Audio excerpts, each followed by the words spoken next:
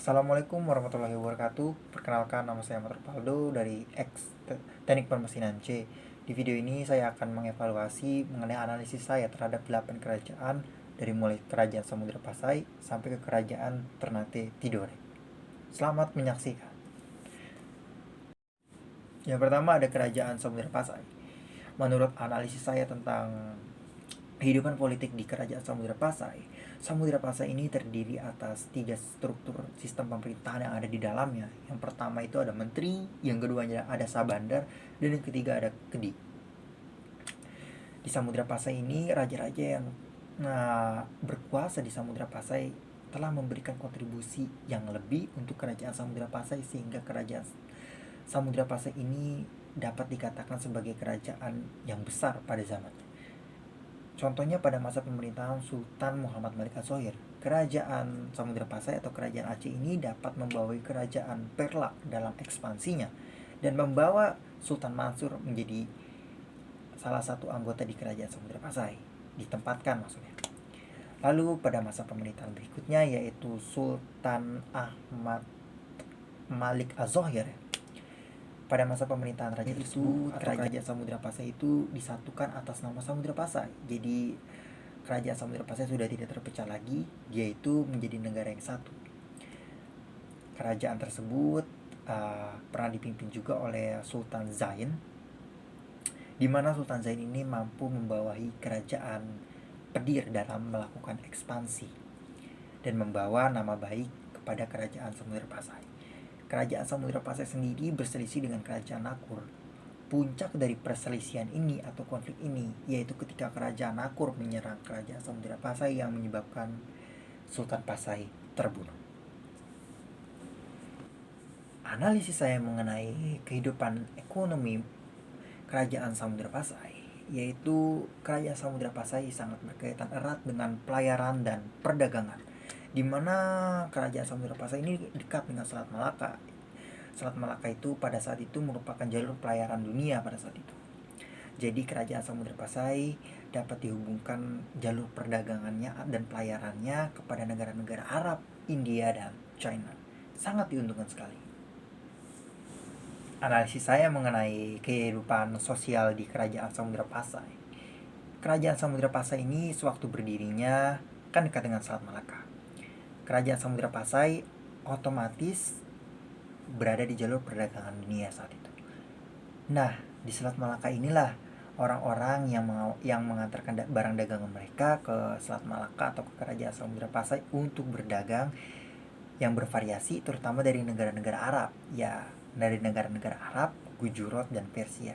Mereka datang ke Selat Malaka untuk mengawasi dan melakukan berbagai transaksi perdagangan terhadap masyarakat di kerajaan Samudra Pasai, sehingga menyebarkan pengaruh agama Islam ke lingkungan kerajaan Samudra Pasai.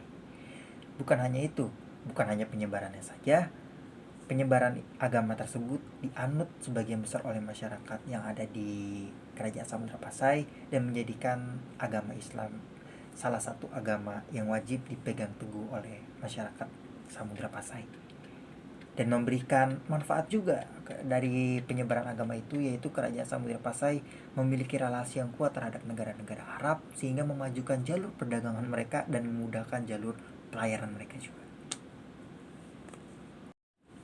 Lanjut, yang kedua tentang kerajaan Aceh Darussalam.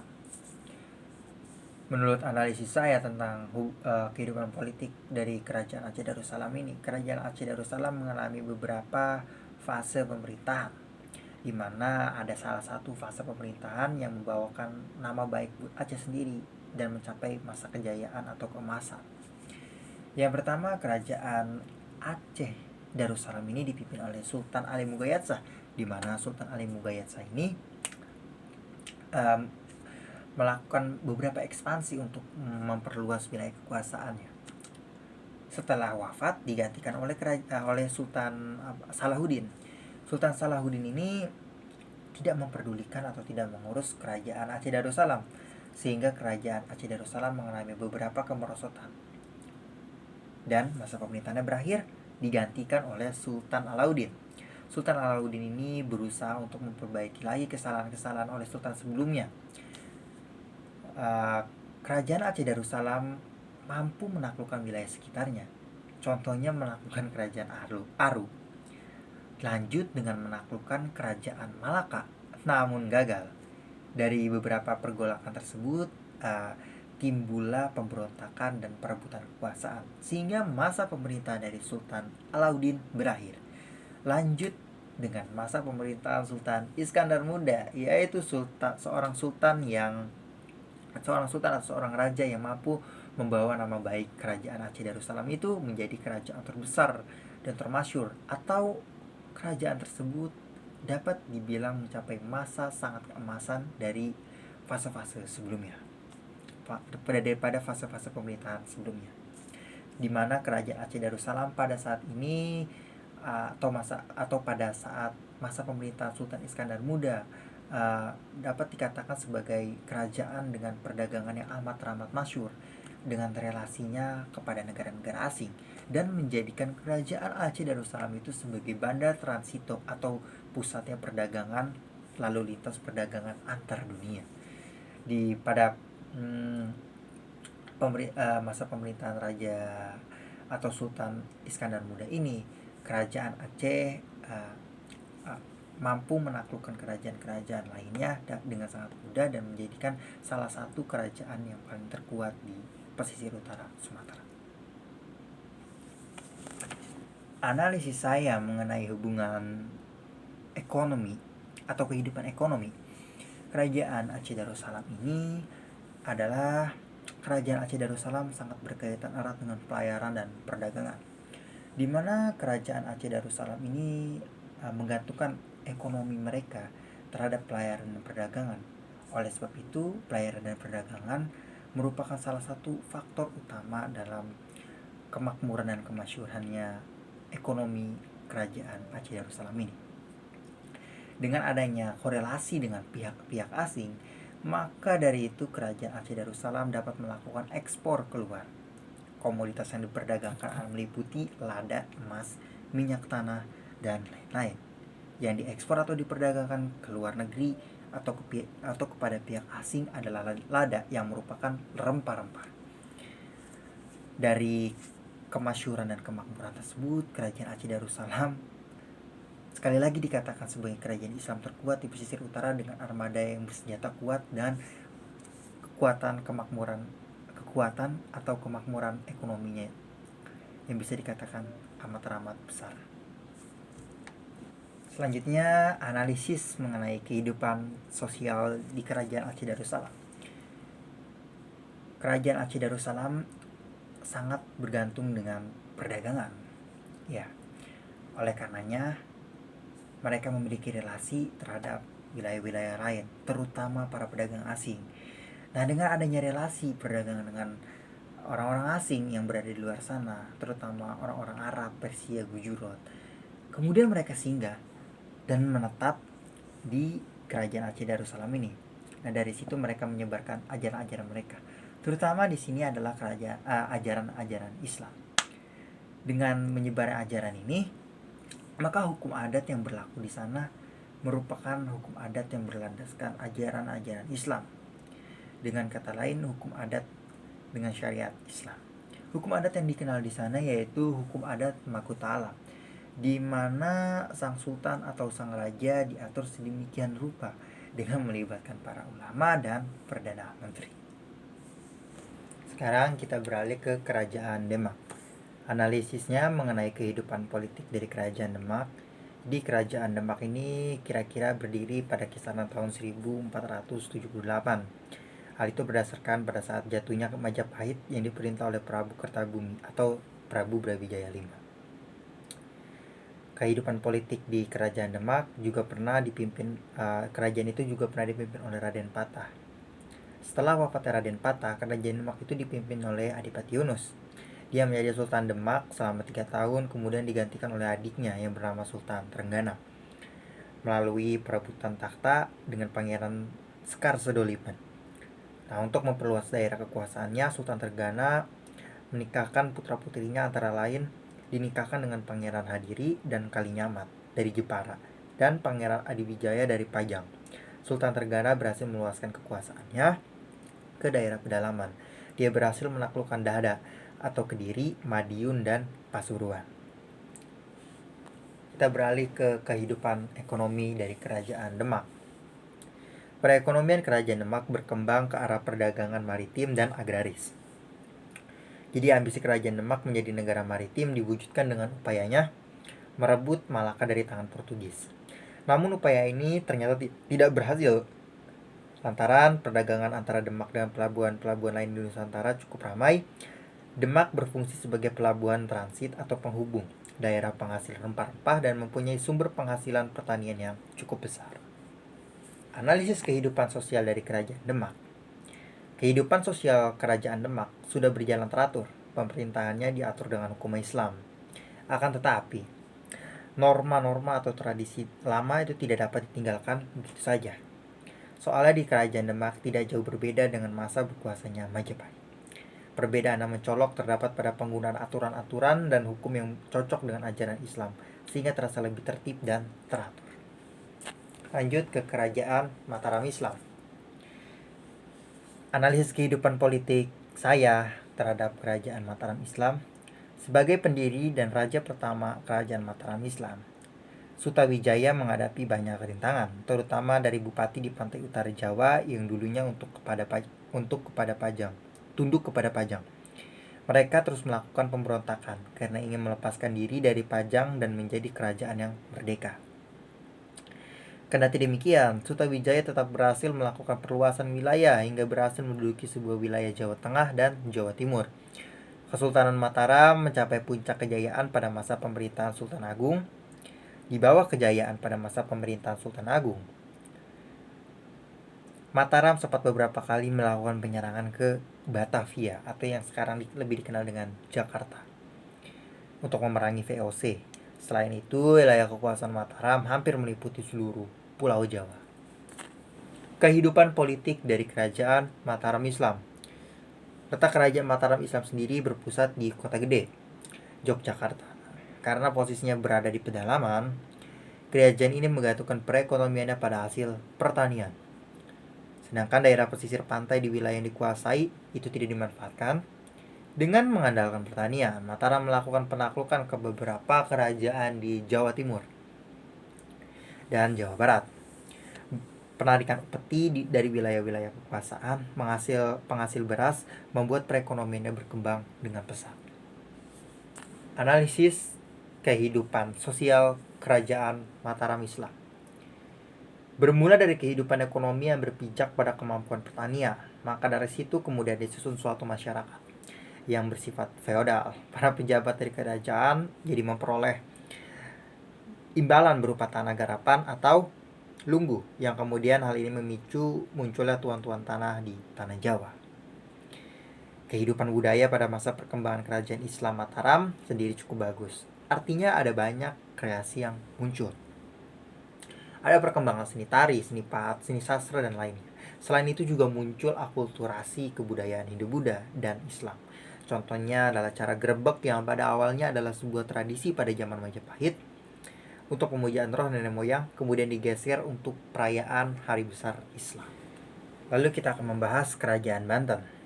Analisis kehidupan politiknya. Jadi di bawah pemerintahan Hasanuddin tahun 1552 sampai 1570, Banten mengalami kemajuan di bidang perdagangan dan wilayah kekuasaan yang meluas sampai ke Lampung dan Sumatera Selatan.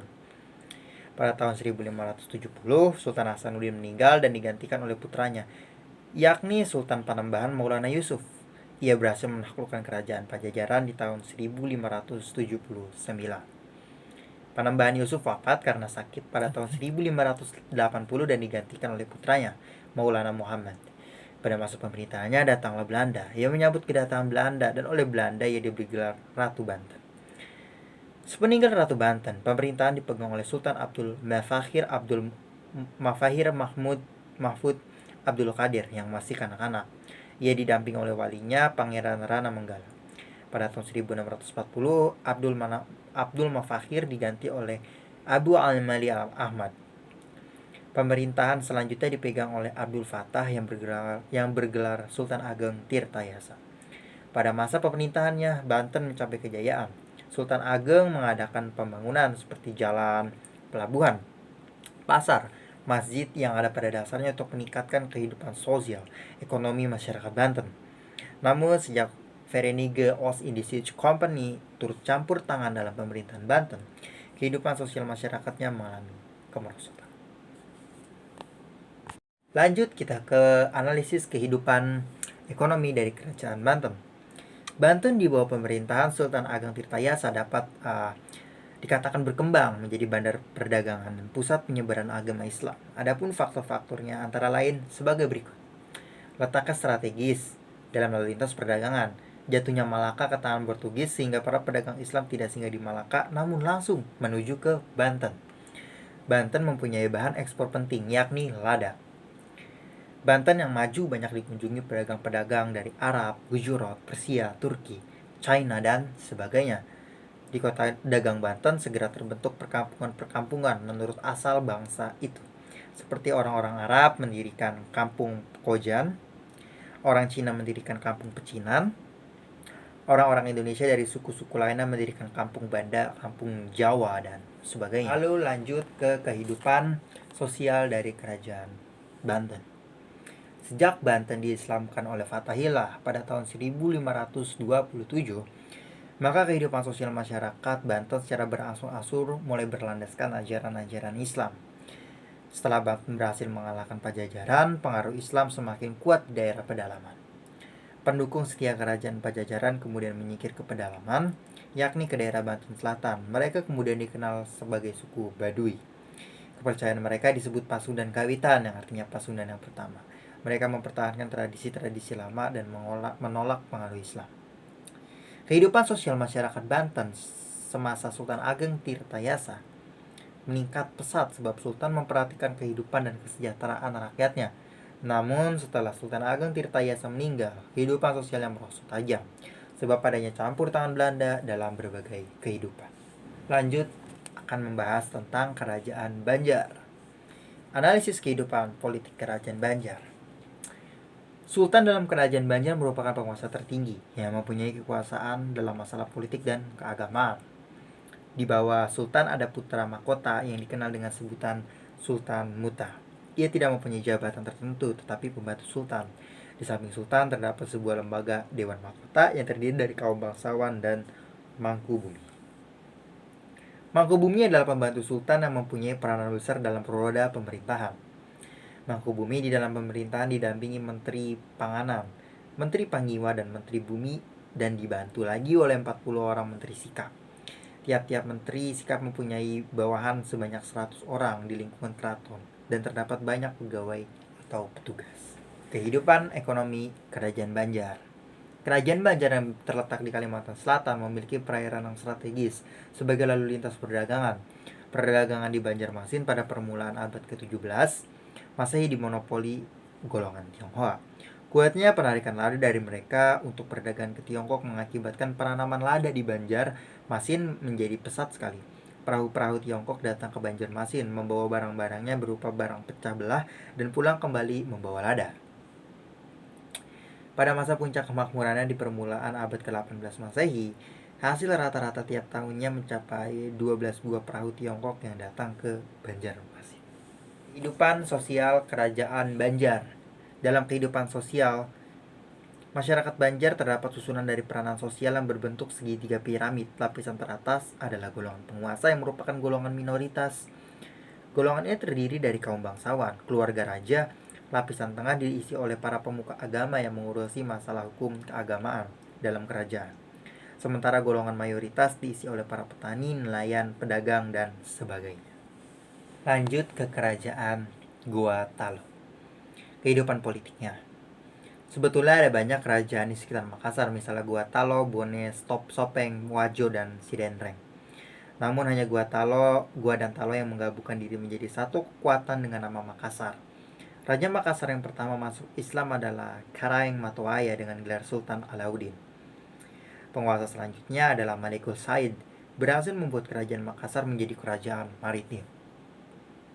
Puncak kegemilangan kerajaan Makassar terjadi pada saat Sultan Hasanuddin memegang tampuk kekuasaan. Di tangannya, kerajaan Makassar berkembang menjadi sebuah kerajaan dengan jaringan perdagangan yang kuat dan pengaruh yang luas. Sultan Hasanuddin adalah seorang raja yang anti monopoli, sehingga ketika Belanda datang ingin menguasai jaringan perdagangan yang telah lama terbentuk, ia menentang dengan keras. Keinginan VOC untuk memonopoli perdagangan di Indonesia bagian timur jelas tidak bisa diterima oleh Sultan. Konflik terjadi dan Sultan Hasanuddin berhasil menghalau pasukan VOC dari kawasan Maluku. Namun upaya Belanda untuk menguasai jaringan perdagangan di kawasan Indonesia bagian timur itu tidak pernah surut. Dengan siasat adu domba, Belanda berhasil memanfaatkan Aru Palaka atau Raja Bone untuk memasukkan pengaruhnya saat itu.